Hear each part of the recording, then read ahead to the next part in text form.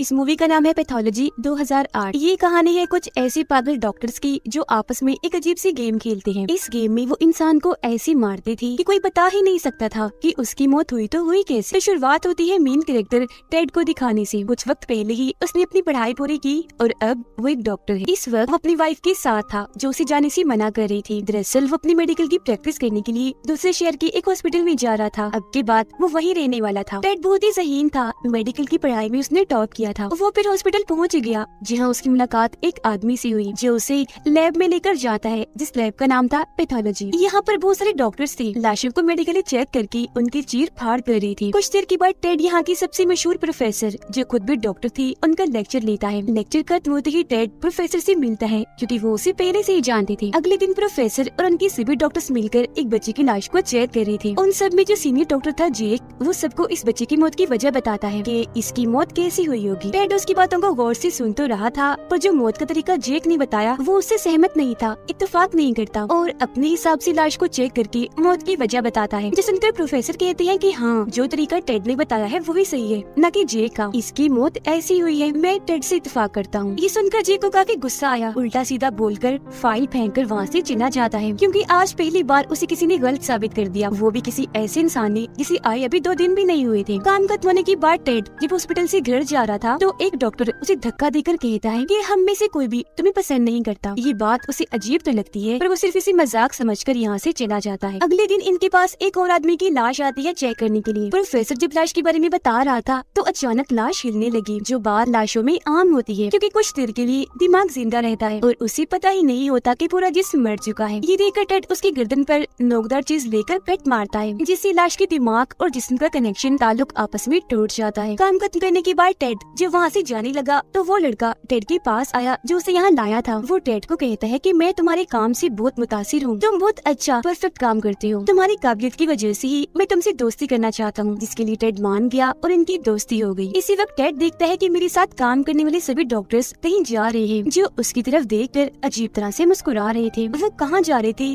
Ted को पता नहीं था, लेकिन थोड़ा बहुत उसे अजीब लगता है। पर उनको नजरअंदाज करके वो भी वहाँ से चला जाता है। अगले दिन सभी डॉक्टर्स रोज की तरह अपना काम कर रही थी, लाशों को मेडिकली चेक कर रही थी कि तभी टेड के पास जेक आकर कहता है कि चलो तुम भी, हम सब डॉक्टर्स एक क्लब में जा रहे हैं पार्टी करने। टेड का पहले ही दिल नहीं लग रहा था, अपनी वाइफ को वो याद कर रहा था, इसीलिए पार्टी में जाने के लिए मान जाता है। सभी डॉक्टर्स फिर पार्टी में आकर खूब एंजॉय करने लगते हैं, शराब पीते हैं। यहाँ टेड को पता चला कि जो फीमेल डॉक्टर है वो जेक की काफी अच्छी दोस्त है। यहाँ वो सब इस बारे में बात कर रही थी कि क्या ऐसा मुमकिन है हम किसी इंसान को इस तरह मारे कि उसकी रिपोर्ट में उसके मरने की असली वजह पता ही न चल पाए। वो फिर टेड से पूछते हैं कि अगर तुम्हें मौका मिले किसी को ऐसे मारने का तो क्या तुम उसे मार दोगे? जिस पर टेड जवाब देता है कि नहीं, मैं ऐसा नहीं कर सकता। कल जिस बच्चे की लाश को हमने चेक किया था ना, उस बच्चे को किसी ने सिर्फ उसके लैपटॉप की वजह से मारा था। जान लेना तो इंसानों की फितरत है, फिर चाहे उसके पीछे छोटी से छोटी वजह ही क्यों ना हो, और ऐसे जालिम इंसानों के लिए कानून बनाया गया है। यहाँ इस टॉपिक पर हम जितने भी बात करें फजूल है क्योंकि हम किसी को भी मार ही नहीं सकते, किसी में भी इतनी हिम्मत नहीं है। मगर उसे क्या पता था कि ये बात वो जिन लोगों के सामने बैठकर कह रहा है, लोगों को मारने का उनका तो रोज का काम है और उन्होंने ऐसे ऐसे काम किए हुए हैं जिनके बारे में टेड कभी सोच भी नहीं सकता। फिर ऐसे लोग बातें करते हैं और पार्टी एंजॉय भी। पूरी रात को मस्ती करने के बाद जब जाने लगी तो जेक टेड से कहता है कि मैं ऐसे ही तुमसे दोबारा मिलना चाहता हूँ, पर हाँ, अगली बार हम दोनों अकेले हूँ, सिर्फ तुम और मैं। अगले दिन जब ये दोनों मिले तो खूब शराब पीते हैं, नशा करके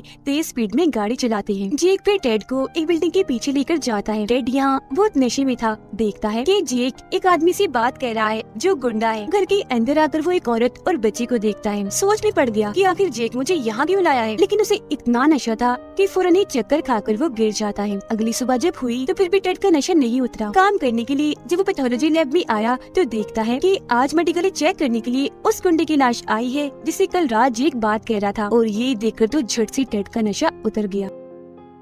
फिर सारे डॉक्टर्स मिलकर उस गुंडे की मौत की वजह प्रोफेसर को बताने लगते हैं। जेक चुपचाप उन सब की बातें सुन रहा था क्योंकि इस गुंडे का खून उसने ही किया था और वो ये बात जानता था कि यहाँ कोई भी डॉक्टर उसकी मौत की असल वजह नहीं बता पाएगा। पर तभी आगे टेड आया और बताता है कि इस आदमी के सर पर वार किया गया है, पर हमला करने से पहले इसे जहर दिया गया। यहाँ वो जहर का नाम भी बताता है, ये कहते हुए कि मारने वाले ने ये जहर इसलिए दिया क्योंकि वो जानता था कि किसी भी लैब में इस जहर के बारे में पता नहीं लगवाया जा सकता, किसी भी रिपोर्ट में इस जहर की जाँच नहीं नहीं होगी। सबसे पहले इसे जहर दिया गया, फिर मारने वाले ने 7 घंटे तक इंतजार किया, जिसके बाद उसने 18 बार इसके सर पर वार किया और फिर जाकर इसे गोली मारी। ये सब सुनकर जेक टेड से मुतासिर तो हुआ, पर उसे काफी गुस्सा भी था कि ये इतना ज़हीन क्यों है, कैसे सब पता लगवा लिया। इसीलिए वो गुंडे का दिल उठाकर टेड के ऊपर फेंक कर मारता है। फिर जेक टेड को काम खत्म करने के बाद मिलने के लिए बुलाता है। टेड जब गया तो जेक उसे हॉस्पिटल की बेसमेंट में लेकर जाता है, जो 100 साल पुरानी थी। वहाँ उसी गुंडे की लाश पड़ी हुई थी। टेड उसे कहते हैं, क्या दिखाने लाई हो इधर? मैं जानता हूँ तुमने इसे मारा है। जेक बोला कि क्या फर्क पड़ता है, इस शहर में तकरीबन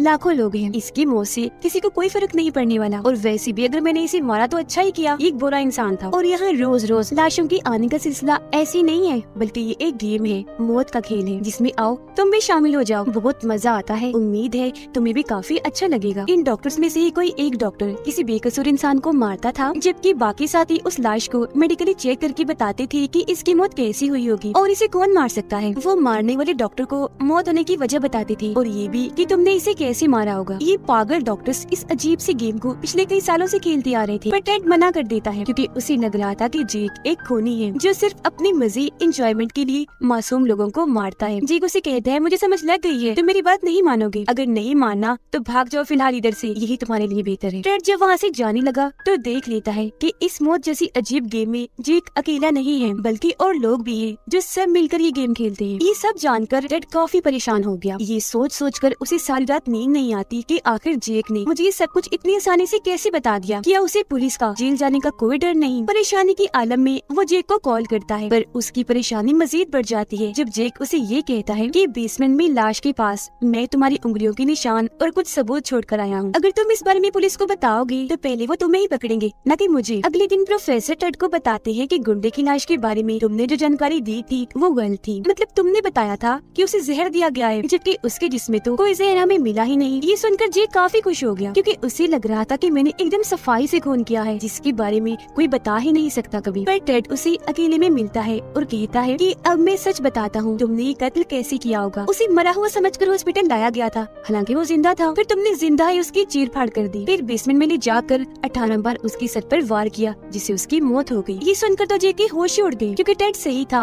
और उसने जेक को पकड़ लिया। इसके बाद हम देखते हैं कि टेड परेशान रहने लग गया था क्योंकि वो जान गया था कि मैं पागलों के बीच में रहकर काम कर रहा हूँ। एक दिन जब वो अकेला बैठा था तो जेक की दो सीनी फीमेल डॉक्टर उसके पास आकर पूछती है, क्या तुम इस गेम में हमारे साथ खेलोगे? पर जब टेड कुछ नहीं बोलता तो वो उसे एक पर्ची देते हुए कहती है कि ये हमारे हॉस्पिटल में आया नया केस है, अब इसे तुम देखोगे। फिर जब टेड लैब जाता है तो वहाँ एक जख्मी आदमी को लाया गया था जिसने पहले अपनी वाइफ और 2 बच्चों को गोली से मार दिया और बाद में अपनी जान लेने की भी कोशिश की, पर किसी तरह वो बच गया, जिसकी हालत काफी खराब थी। यहाँ टेड को जेक की कही एक बात याद आती है कि कुछ लोगों को जीने का कोई हक नहीं है और वो लोग हैं बुरे लोग जो गलत काम करते हैं। इसीलिए उस आदमी के मुंह में अपना वॉलेट घुसा कर उसका मुंह बंद कर देता है ताकि वो चिल्ला न सके। फिर जहर वाला इंजेक्शन कान में लगाकर उसकी जान ले लेता है। उसे ऐसे करते हुए जेक ने देख लिया था, इसीलिए वो टेड को कहता है कि हो सकता है आज रात तुम्हें नींद ना आए, तुम बार बार टीवी पर खबरें देखोगे कि कहीं मेरे बारे में कोई खबर तो नहीं। ये तो नहीं बताया जा रहा कि टेड ने ये खून किया है, लेकिन धीरे धीरे तुम्हें इस बात का एहसास होगा कि इसकी मौत से किसी को कोई फर्क ही नहीं पड़ा और बस उस दिन के बाद तुम सबसे अलग इंसान बन जाओगे, बिल्कुल हमारे जैसे किसी से ना डरने वाले, बेखौफी लोगों को मारने वाले, फिर चाहे वो अच्छे लोग हों या मासूम लोग। जिसके बाद टेड भी उनकी गेम का हिस्सा बन जाता है।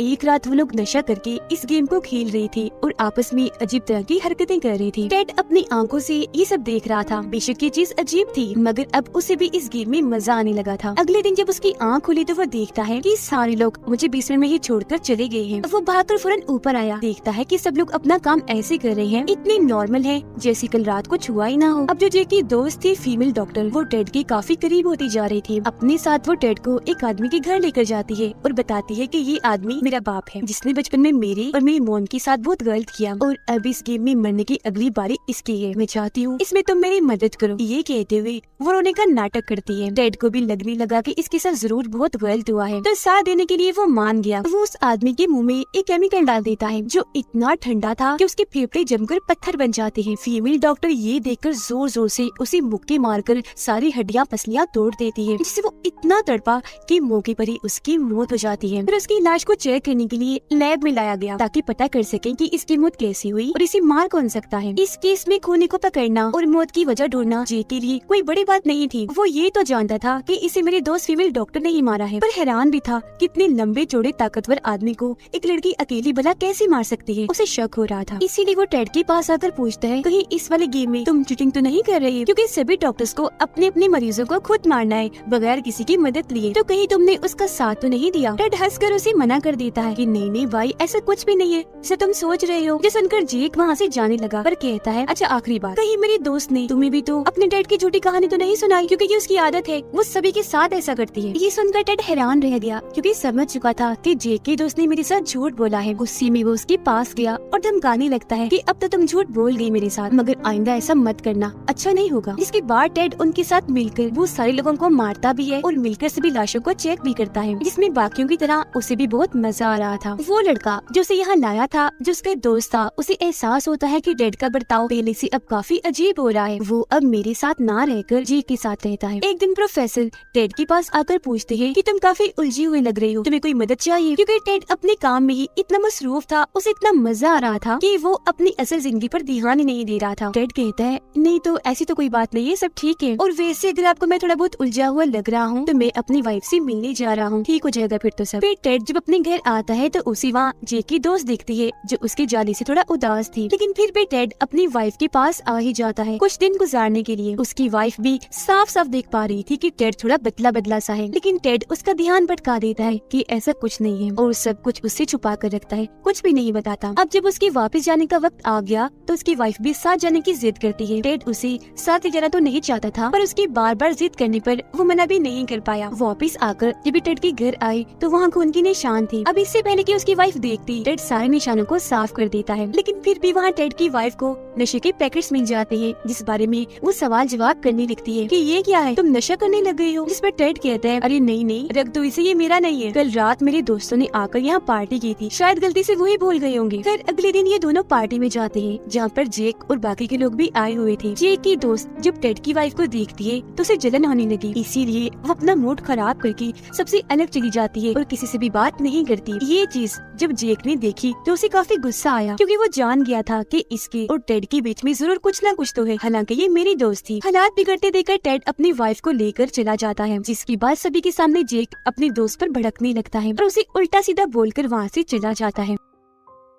घर पर जब टेड और उसकी वाइफ सो रही थी तो आधी रात को उसके पास जेक की कॉल आई। टेड को लगा कि शायद वो मुझे गेम खेलने के लिए बुला रहा है, तो फौरन चला गया, लेकिन वहाँ जाकर तो टेड की होश ही उड़ जाती है, क्योंकि जेक ने 3 लड़कियों का खून कर दिया था। खुद भी वो पागलों जैसी हरकतें कर रहा था, जैसे बार बार घूम घूम कर गिर रहा था। टेड उस पर गुस्सा करता है कि तुम बहुत गलत कर रहे हो, गेम के नाम पर ऐसे तुम लोगों को नहीं मार सकते, एक साथ इतने सारे लोगों को। पर जेक उसे कहता है कि अपनी बकवास बंद करो, मैंने तुम्हें यहाँ बस वार्निंग देने के लिए बुलाया है, मेरी हर चीज से दूर रहो, मेरी दोस्त से भी दूर। बेशक मैं जानता हूँ कि इसमें तुम्हारी कोई गलती नहीं है, सब मेरी दोस्त कर रही है, वही तुम्हारे पीछे पड़ी हुई है, इसलिए मैं तुम्हें कुछ नहीं कर रहा, जाओ यहाँ से। टेड जब अपने घर आया तो उसके घर के बाहर जेक की दोस्त उसका इंतजार कर रही थी। हालांकि टेड उसे यहाँ से जाने का कहता है, पर वो उल्टा उसके साथ ही अजीब हरकतें करने लगी और उसे ऐसा करते हुए जेक देख लेता है। इसका मतलब था कि यहाँ कोई किसी का सगा नहीं था, सभी एक दूसरे को धोखा दे रहे थे। अगले दिन टेड जेक को कहता है कि बस बहुत हो गया, अब मैं इस गेम को नहीं खेलना चाहता। इस पर जेक जवाब देता है कि ऐसा नहीं हो सकता, कोई भी इस गेम को नहीं छोड़ सकता, अगर तुमने ऐसा किया भी तो तुम्हें जेल हो जाएगी। वो टेड को यहाँ धमकी दे रहा था। आगे कहते हैं, अच्छा छोड़ो इन बातों को, कल हम जिस लाश को चेक करने वाले हैं ना, उसमें तो मुझे बहुत मजा आएगा, लेकिन वो लाश तुम्हें हैरान कर देगी। इसी तरह टेड अकेला ही बेसमेंट में आता है, क्योंकि उसने अब इस सब का खात्मा करने का इरादा कर लिया था। अगले दिन टेड के अलावा वो सारे लोग इकट्ठा होते हैं और टेड को अपने रास्ते से हटाने का सोचने लगते हैं। तकरीबन सभी लोग इस बात से सहमत थे कि उसे मार ही देना चाहिए। आज वाली लाश पर से जैसे पर्दा हटाया जाता है तो हम देखते हैं कि वो और कोई नहीं बल्कि जेक की दोस्त फीमेल डॉक्टर थी, जिसे जेक ने मार दिया था। उसे देखकर कोई हैरान नहीं था, या किसी को भी उसके मरने से कोई फर्क नहीं पड़ रहा था, पर उसकी लाश को काट कर चेक करने के लिए ये जैसे ही लाइट्स जलाते हैं, अचानक ही वहाँ काफी बड़ा धमाका हो जाता है, जिससे हर तरफ आग लग जाती है। आग में जलने से सभी की मौत हो जाती है। अभी सारा प्लान टेड का था, इसीलिए वो उस वक्त उन लोगों के साथ नहीं था। प्रोफेसर आकर टेड को इस हादसे के बारे में बताते हैं और ये भी कि हमें अंदर से 4 लाशें मिली हैं, 4 सुनकर टेड की होश उड़ गई, क्योंकि वहाँ 4 नहीं 5 लाशें होनी चाहिए थी, क्योंकि अंदर 5 लोग थे, जिसका मतलब था कि उनमें से एक अभी भी जिंदा है जो बचकर वहाँ से भाग गया। अगले सीन में हम देखते हैं कि वो आदमी और कोई नहीं बल्कि जेटी है, जो अपना बदला लेने के लिए टेड की वाइफ के पास उसके घर जा रहा है, जहाँ वो उसकी वाइफ को मार देगा। सारी बात जानकर टेड घबरा गया, फौरन अपनी वाइफ को कॉल करने लगता है, लेकिन जब उसकी वाइफ कॉल नहीं उठाती तो वो और परेशान हो गया, फौरन अपने घर के लिए भागने लगता है। लेकिन जब तक घर पहुँचता काफी देर हो चुकी थी,